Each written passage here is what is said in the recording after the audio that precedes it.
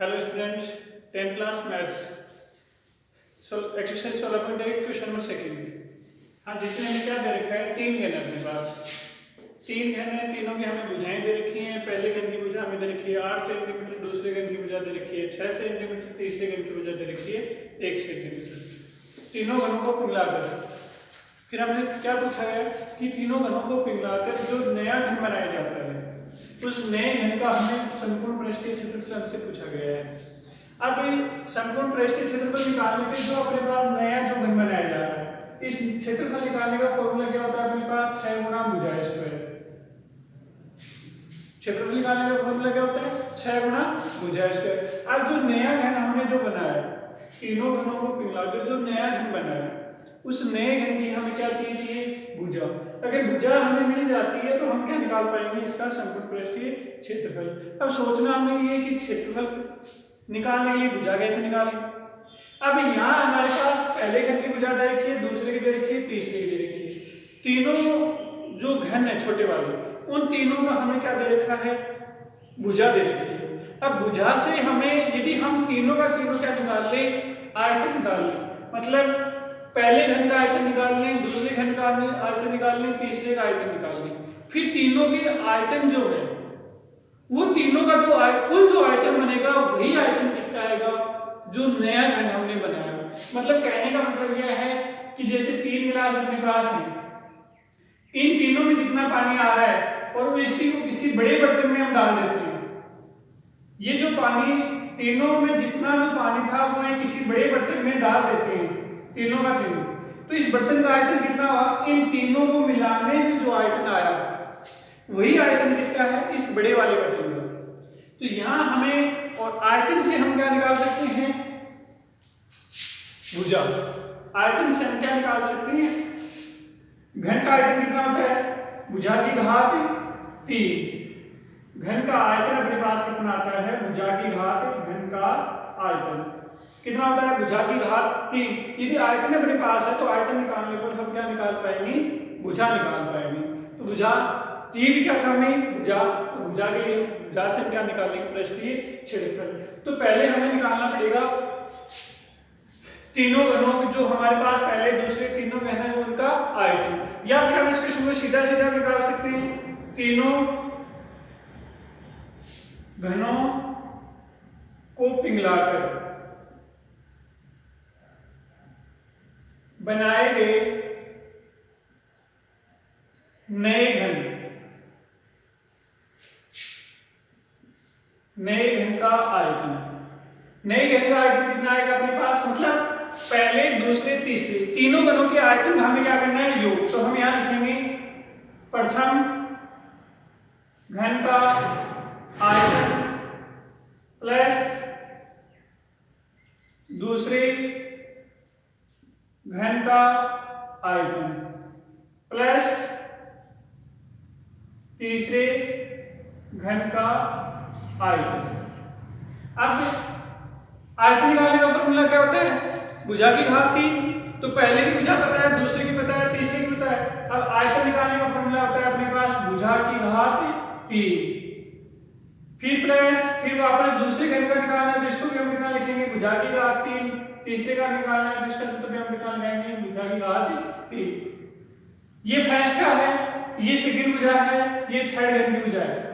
मतलब पहले घन की भुजा अपने पास कितनी ली थी, 8 कितनी बता रखी है, तो 8 की घात 3। दूसरे घन की भुजा कितनी बता रखी है, 6, तो 6 की घात 3। तीसरे घन की भुजा कितनी बता रखी है, 1। 8 का घन कितना होता है, 512। 6 का घन कितना होता है, 216। 1 का घन कितना होता है, 1। इन सभी को हम योगफल करते हैं तो अपने पास कितना आएगा, 729। अब निकाल रहे हैं हम आयतन। आयतन की इकाई हमेशा ध्यान रखने की बात होती है घन। फिर इकाई हमें किसमें दे रखी है, सेंटीमीटर, तो इसको हम लिखेंगे घन सेंटीमीटर। मतलब जो हमने तीनों घनों को पिघलाकर जो नया वाला जो घन बना, नए घन का आयतन अपने पास कितना आ गया, 729। अब हमें निकालना क्या था, पृष्ठीय क्षेत्रफल। पृष्ठीय क्षेत्रफल निकालने के लिए हमें किसकी आवश्यकता पड़ेगी, भुजा की। अब घन के आयतन से हम क्या निकालेंगे, भुजा। तो नए घन का आयतन आयतन निकालेंगे तो यहाँ हम कौन सा सूत्र लगाएंगे, भुजा की घात 3। अब आयतन अपने पास नए घर का आयतन हमने कितना निकाल लिया, 729। कितना निकाल रखा है, 729 बराबर हमने लिखा भुजा की घात 3। हमें चाहिए भुजा, घात कितनी आ रही है, 3। तो घात 3 हटाने के लिए हमें दोनों तरफ का क्या लेना पड़ेगा, वर्गमूल, घनमूल, सॉरी क्या लेना पड़ेगा, घनमूल। तो हम यहाँ लिखेंगे दोनों ओर घनमूल लेने पर, दोनों का यदि हम घनमूल लेते हैं 729 का भी हम क्या निकाल रहे हैं, घनमूल, भुजा की घात 3 इसका भी क्या निकाल रहे हैं, घनमूल, घनमूल से घात 3 क्या होगी, कैंसिल।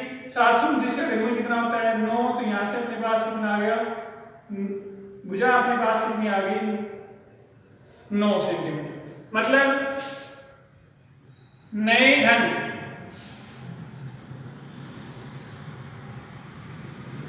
घन की भुजा, हमारे पास नए घन की भुजा कितनी आ गई, 9 सेंटीमीटर। अब हमें क्या निकालना था, नए घन का संपूर्ण पृष्ठीय क्षेत्रफल। पिघलाकर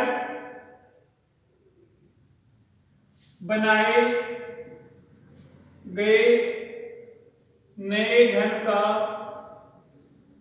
संपूर्ण पृष्ठीय क्षेत्रफल कितना होगा, 6 गुणा भुजा की घात 3, भुजा की घात 2। भुजा हमने कितनी निकाल रखी है, 9 सेंटीमीटर। तो 6 गुणा 9 का होल स्क्वायर, 9 का स्क्वायर कितना होता है, 81। 81 को 6 से गुणा करेंगे तो अपने पास कितना आएगा, 486।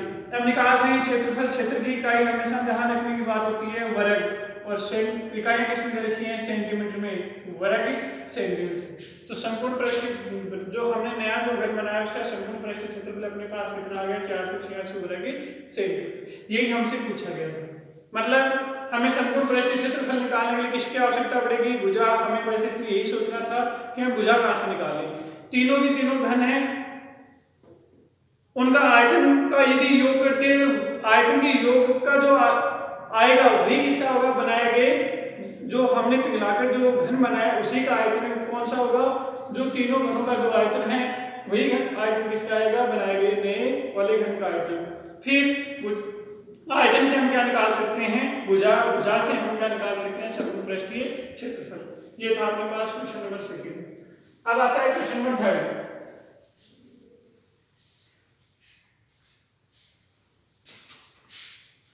क्वेश्चन नंबर 3, क्वेश्चन नंबर 3 में हमारे पास एक संदूक है, संदूक की हमें माप दे रखी है।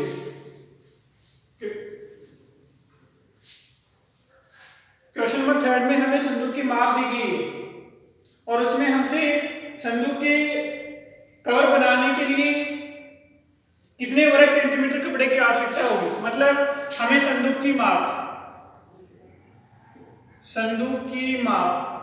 संदूक की माप हमें दे रखी है 50 सेंटीमीटर गुणा 36 सेंटीमीटर गुणा 25 सेंटीमीटर।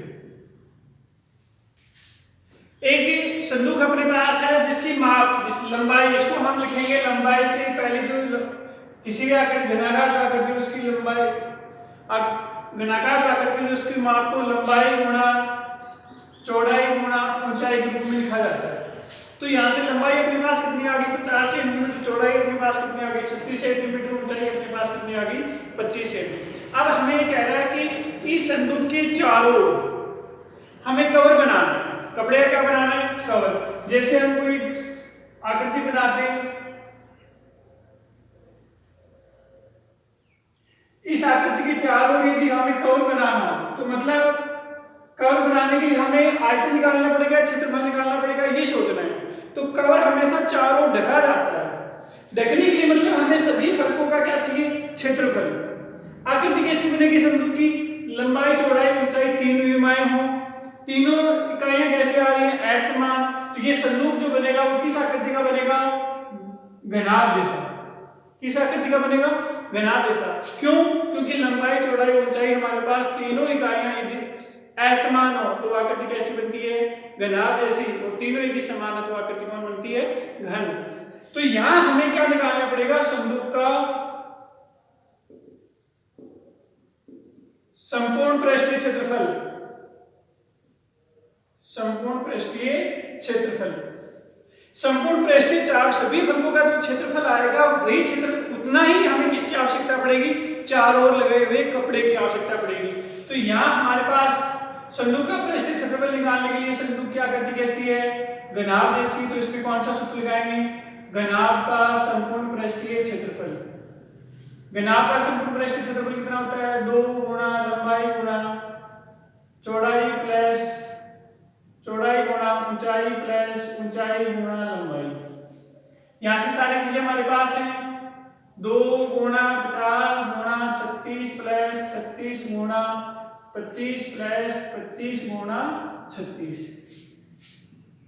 सभी का मल्टीप्लाई कर लूं। यहां से इनको यदि हम मल्टीप्लाई करते हैं तो अपने पास कितना है 1800, इसको मल्टीप्लाई करेंगे कितना आएगा,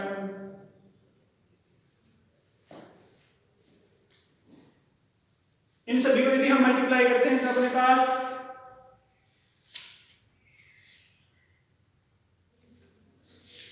कितना आएगा 1800 प्लस यहाँ से अपने पास कितना आएगा 900, यहाँ से अपने पास कितना आएगा 112 55 125, यहाँ से कितना आएगा 1250।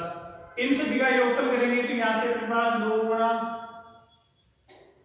3950, इन सभी का यदि हम योगफल करते हैं 3950, फिर इसको 2 से मल्टीप्लाई करें 0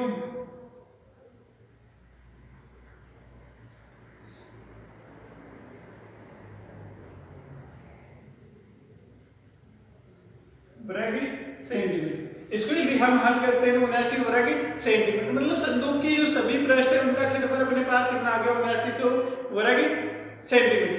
अब हमारे पास संदूक हम क्या बना रहे हैं, संदूक के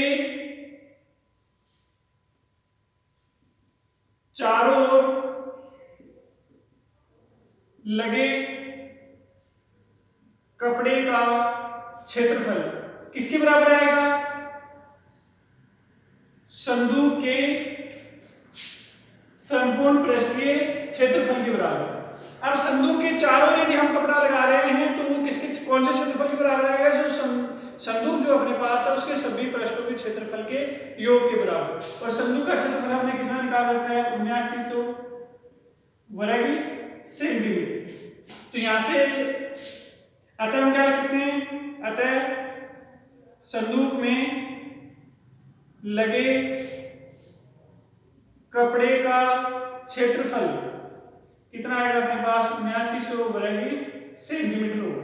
कितना होगा 7900 वर्ग सेंटीमीटर। अब अपने पास क्वेश्चन आता है फोर्थ, क्वेश्चन नंबर फोर्थ में हमें क्या दे रखा है कि घन है और घन की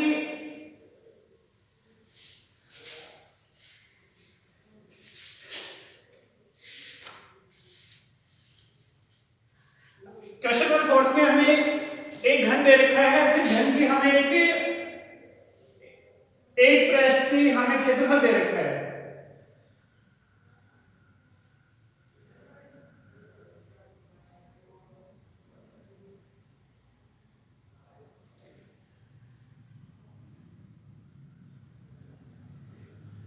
एक घन हमें दे दिया, इसके एक पृष्ठ का क्षेत्रफल हमें कह रखा है 100 वर्ग सेंटीमीटर या सेंटीमीटर स्क्वायर।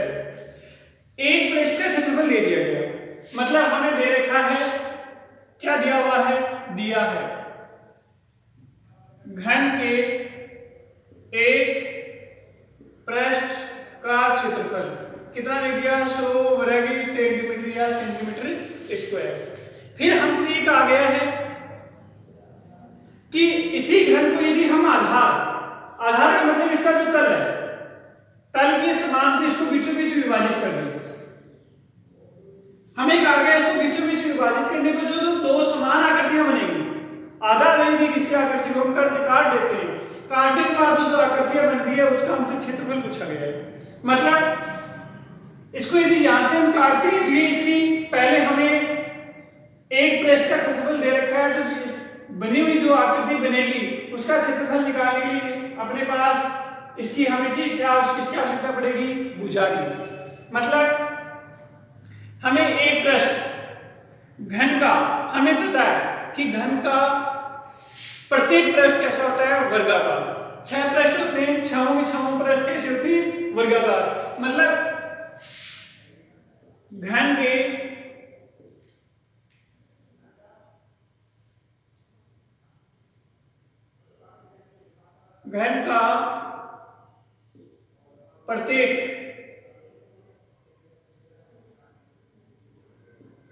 प्रत्येक पृष्ठ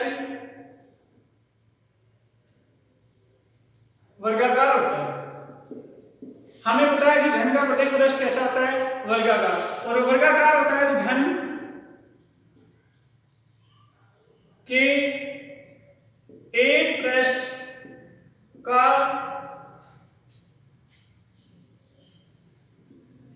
क्षेत्रफल किसके बराबर आएगा? वर्ग के क्षेत्रफल के बराबर। अब एक पृष्ठ का क्षेत्रफल हमने कितना दे रखा है? 100 सेंटीमीटर स्क्वायर। वर्ग का क्षेत्रफल निकालेगा तो कितना होता है? भुजा स्क्वायर। यदि दोनों ओर का हम अंडर लेते हैं, मतलब यहां से हम दोनों ओर का क्या ले रहे हैं? वर्गमूल। दोनों ओर क्या ले रहे हैं? वर्गमूल। वर्गमूल यदि हम लेते हैं तो 100 का अंडर रूट निकाल लेंगे, भुजा स्क्वायर, इसका भी हम क्या निकालेंगे? Under root. अंडर रूट यदि हम निकालते हैं 100 का अंडर रूट कितना आता है? 10। स्क्वायर से अंडर रूट क्या हो जाएगा? कैंसिल। यहाँ अपने पास कितना बचेगा? भुजा। मतलब जो अपने पास पृष्ठ जो आ रहा है, एक पृष्ठ जो आ रहा है घन का, उसकी भुजा हमारे पास, उसकी लंबाई और चौड़ाई कितनी है? 10 सेंटीमीटर की। मतलब ये इसकी लंबाई भी 10 है, चौड़ाई भी 10 है, तो इसकी ऊंचाई भी कितनी आएगी? 10। जब काटने से पहले इसकी प्रत्येक भुजा की लंबाई कितनी आएगी? 10 10। मतलब इसकी लंबाई भी 10, चौड़ाई भी 10, ऊंचाई भी कितनी आएगी? 10। तो यहां से अपने पास 10 सेंटीमीटर बराबर होगी। अब ये कह रहा है कि इसको आधार के समान, जैसे इसका तल था उसी के समांतर यदि इसको काटा जाता है तो इसकी लंबाई और चौड़ाई तो सेम है, लेकिन ऊंचाई क्या होगी? बीचों बीच यदि इसको काट रहे तो पहले कितनी थी? 10, लेकिन बीचों बीच काटने पर ये कितनी हो जाएंगी? हाफ हाफ, आधी आधी, मतलब 5-5 सेंटीमीटर। 5-5 हो जाएंगे, जिसकी लंबाई तो कितनी रहेगी? 10 सेंटीमीटर। चौड़ाई कितनी हो जाएगी? 10 सेंटीमीटर। लेकिन ऊंचाई में इसकी परिवर्तन हो जाएगा। पहले कितनी थी? 10, और अब कितनी हो जाएगी? हाफ। बीच में से काट रहे कितनी बनेगी? 5 सेंटीमीटर। मतलब अब आकृति अपने पास कैसी बनी? काटने के बाद अपने पास आकृति कैसी बनेगी? काटने की लंबाई और चौड़ाई तो समान है, लेकिन ऊंचाई कैसे आ गई? असमान आ गई। तो अब ये आकृति कैसे बन जाएगी? घनाभ। मतलब काटने से पहले घन था, लेकिन काटने के बाद ऊंचाई क्या आ गई? असमान हो गई। वो असमान होने पर यह आकृति कैसी बनेगी? घनाभ जैसी। मतलब जो हमने पहले घन था, घन को आधार के समांतर काटने पर बनने वाली आकृति कौन है? बनने वाली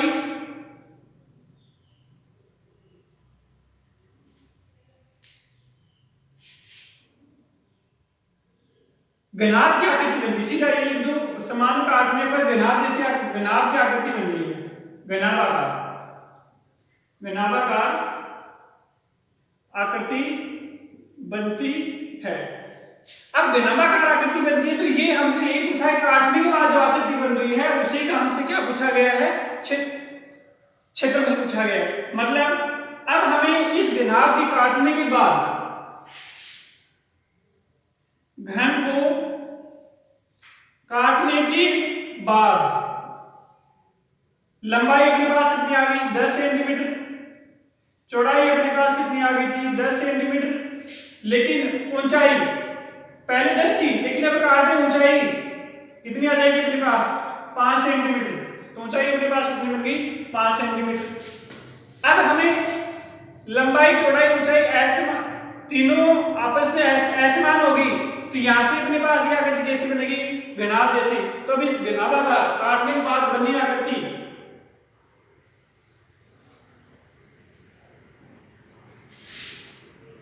घन को आधार के समांतर काटने के बाद बनी आकृति कौन सी आकृति बन रही है? पौष्टिक मिलीग्राम में घनाभ का संपूर्ण पृष्ठीय क्षेत्रफल। कौन सा सूत्र लगाएंगे?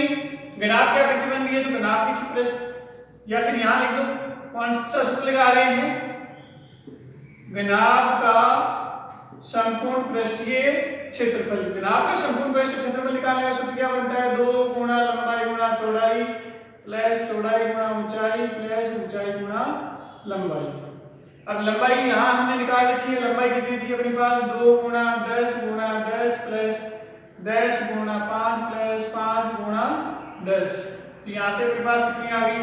2। 10 को 10 से गुणा करेंगे तो अपने पास कितना आएगा? 100 प्लस 50 प्लस 50। 2 गुणा 100 प्लस 100, ये अपने पास कितना हो गया? 200। ये अपने पास क्षेत्रफल निकाल रहे हैं। क्षेत्रफल की इकाई क्या होती है? वर्ग सेंटीमीटर या सेंटीमीटर स्क्वायर। तो यहां से अपने पास आधार के समांतर यदि हम आकृतियों काटते हैं तो बनने वाला जो घनाभ जो है उसका संपूर्ण पृष्ठीय क्षेत्रफल अपने पास कैसा आ गया? 400। और समान आकृतियां दोनों कैसी हैं? समान है। तो पहली आकृति का क्षेत्रफल भी कितना आएगा?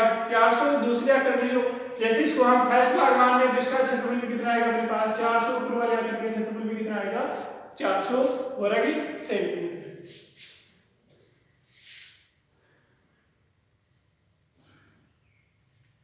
Question number 5।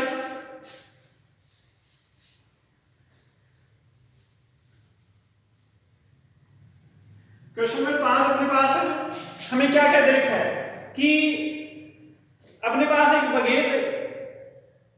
बगेट ढक्कन का एक संदूक है। एक संदूक जैसी आकृति अपने पास है और संदूक जिस लकड़ी का बना हुआ है उस लकड़ी की मोटाई हमें दे रखी है।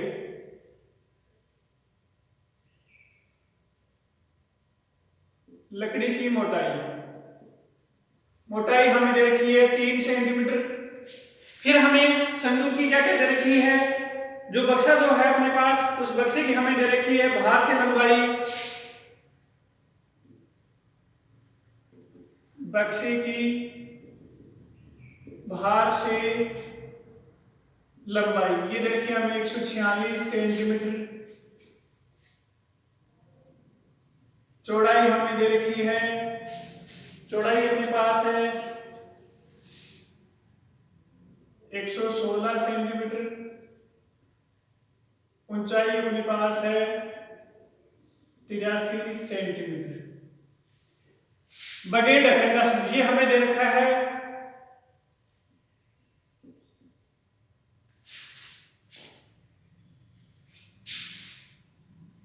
बगेट ढक्कन।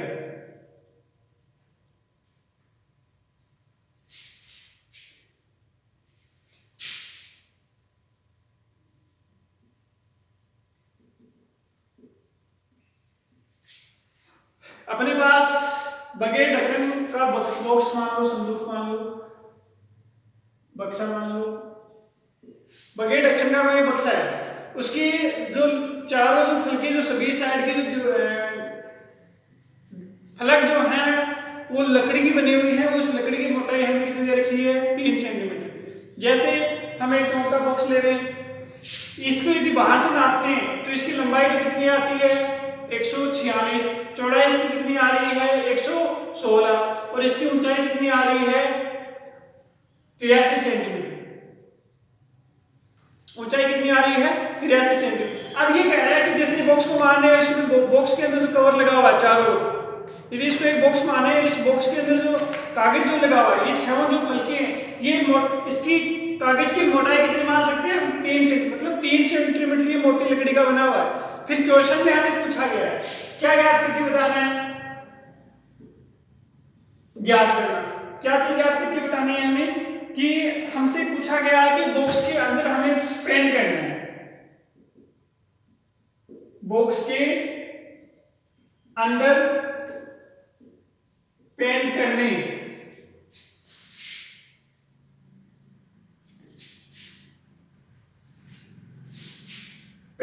का खर्चा। मतलब हमें बुक्स के अंदर ही कलर करके बताना है, तो हमें जैसे हमने पहले एक क्वेश्चन किया था चारों कवर बनाने का, एक क्वेश्चन किया था सेकंड वाला कि हमें बुक्स के चारों कवर लगाना चाहते हैं। यहाँ बात वही है, संदूक वहां संदूक था, यहाँ बॉक्स बन गया। इसके अंदर पेंट करवाना चाह रहे हैं, तो पेंट करवाने के लिए हमें ये पता होना चाहिए उसके अंदर का क्षेत्रफल कितना है। सभी फलकों का अंदर वाला जो क्षेत्रफल वो कितना है, तो हमें उस बॉक्स के अंदर की लंबाई चाहिए, अंदर की चौड़ाई चाहिए और अंदर की क्या चाहिए, ऊंचाई। अब यहाँ उसका ढक्कन नहीं है, तो हमें अंदर का पेंट कराने के अंदर पेंट करा रहे हैं, तो अंदर वाला भाग या फिर अंदर वाले जो बॉक्स है उसका क्षेत्रफल चाहिए। अब यहाँ अंदर की बॉक्स के अंदर की लंबाई चौड़ाई ऊंचाई कितनी होगी,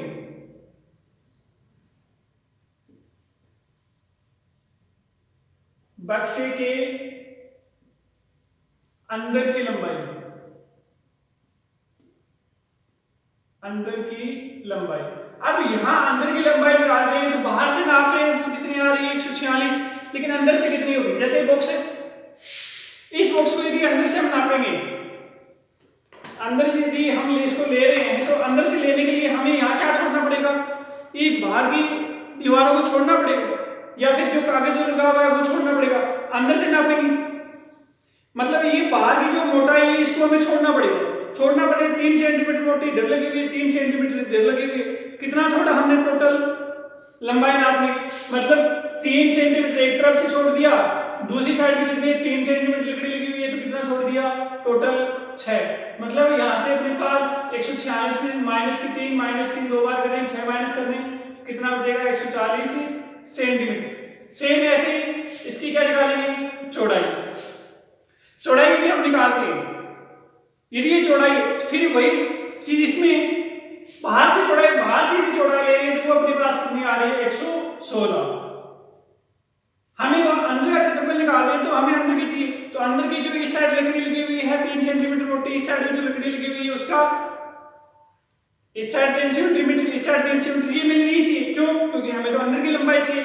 तो इस साइड कितना छोड़ा, एक तरफ 3 सेंटीमीटर, दूसरी तरफ भी वापस कितना छोड़ा 3 सेंटीमीटर। यहाँ से अपने पास ये कितना बन गया 110 सेंटीमीटर। अब आ रही है ऊंचाई निकाल रही है, जो इसका तल है, हमें कह रहा है बगैर ढक्कन नहीं है, तो लकड़ी ऊपर नहीं लगी हुई, केवल कहां लगी हुई है, तल में, पेंदे में लगी हुई है। तो पेंदे में लगी हुई है, तो इसकी यहाँ 83 सेंटीमीटर, ऊपर तो लकड़ी है ही नहीं, मतलब नाप कहां से, नीचे से, ऊपर लकड़ी नहीं है, तो केवल कितना नीचे का भाग कम करना पड़ेगा, नीचे जो लकड़ी लगी वही कम करनी पड़ेगी। यहाँ से अपने माइनस कितना पड़ेगा 3, तो यहाँ से अपने पास ये कितनी आ गई 80 सेंटीमीटर। अब अंदर की लंबाई भी आ गई, चौड़ाई भी आ गई, ऊंचाई भी आ गई। तो लंबाई चौड़ाई ऊंचाई यदि अपने पास हो, तीनों क्या आ रही हैं, लंबाई आ रही है 140, ये कितनी आ रही है 110, ये कितनी आ रही है 80, तीनों असमान आ रही है, तो ये आकृति कैसी बनेगी, घनाभ जैसी। तो बक्से के अंदर का क्षेत्रफल, बक्से के अंदर का संपूर्ण पृष्ठीय क्षेत्रफल। अब संपूर्ण पृष्ठीय क्षेत्रफल यदि हम निकाल रहे हैं, बक्से के अंदर हमने संपूर्ण पृष्ठीय क्षेत्रफल निकाल रहे हैं, तो वहां इसमें कौन सा सूत्र लगा रहे हैं, क्योंकि आकृति कैसी बनेगी, घनाभ जैसी, घनाभ का संपूर्ण पृष्ठीय क्षेत्रफल। तो यहाँ घनाभ का संपूर्ण पृष्ठीय क्षेत्रफल होता है लंबाई गुणा चौड़ाई प्लस चौड़ाई गुणा ऊंचाई प्लस ऊंचाई गुणा लंबाई। तो यहाँ से अपने पास लंबाई भी है, लंबाई अपने पास कितनी है 140 गुणा अपने पास कितना आ गया 110 प्लस यहाँ से अपने पास 110 गुणा कितना आ गया 80 प्लस 80 गुणा 140। यहाँ से इन सभी को यदि हम गुणा करते हैं, तो यहाँ से अपने पास ये कितना आएगा 154, यहाँ से अपने पास कितना आ गया 8800, यहाँ से अपने पास कितना आ गया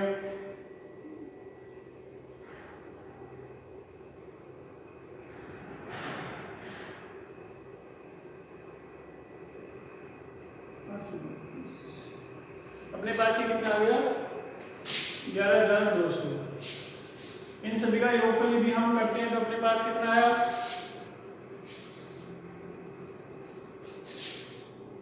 इनको हमने योगफल किया तो अपने पास कितना है 35,400। इसको 2 से मल्टीप्लाई करेंगे तो हमारे पास आंसर कितने आएंगे,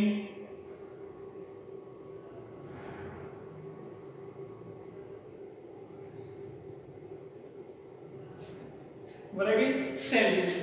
तो यहाँ से अपने पास संदूक के अंदर का संपूर्ण पृष्ठ क्षेत्रफल मतलब सभी पृष्ठों का क्षेत्र। अब यहाँ कौन सा सूत्र लगा रहे हैं, घनाभ का संपूर्ण पृष्ठीय क्षेत्रफल। अब हमें ये सोचना है कि यहाँ घनाभ के अंदर पृष्ठ होते हैं टोटल 6, लेकिन बक्से के अंदर का संपूर्ण पृष्ठ क्षेत्रफल, बक्से के अंदर कौन नहीं है, ढक्कन नहीं है, मतलब ये तो 6 फलकों का क्षेत्रफल आया। ये हमारे पास किसका क्षेत्रफल आया, मतलब इसके अंदर हमने ढक्कन को भी, घनाभ का सूत्र लगा रहे हैं तो इसके अंदर हमने ढक्कन को भी शामिल कर लिया। किसको शामिल कर रखा है, ढक्कन को। मतलब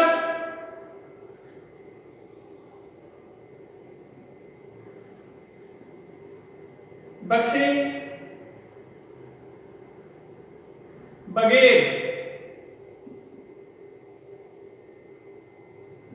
ढक्कन के बॉक्स के अंदर का संपूर्ण पृष्ठीय क्षेत्रफल। अंदर का यदि हमें क्षेत्रफल निकालना है तो सभी 6 फल यदि इसमें होते, ढक्कन भी यदि इसमें होता तो उसमें कितना क्षेत्रफल आता है इसका 17,800 वर्ग सेंटीमीटर, लेकिन ढक्कन को हमें छोड़ना है। अब यहां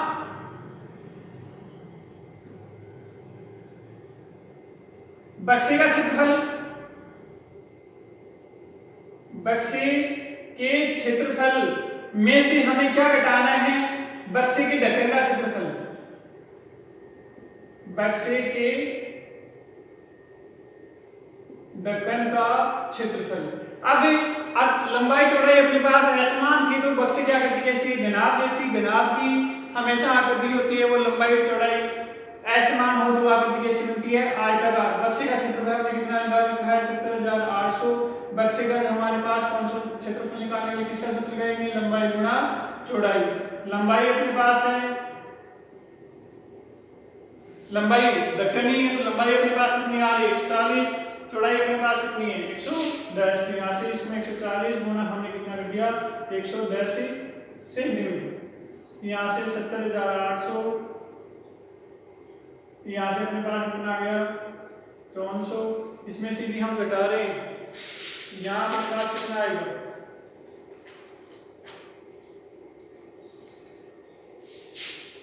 55,400 वर्ग सेंटीमीटर। ये आ गया अपने पास बगैर ढक्कन के अंदर के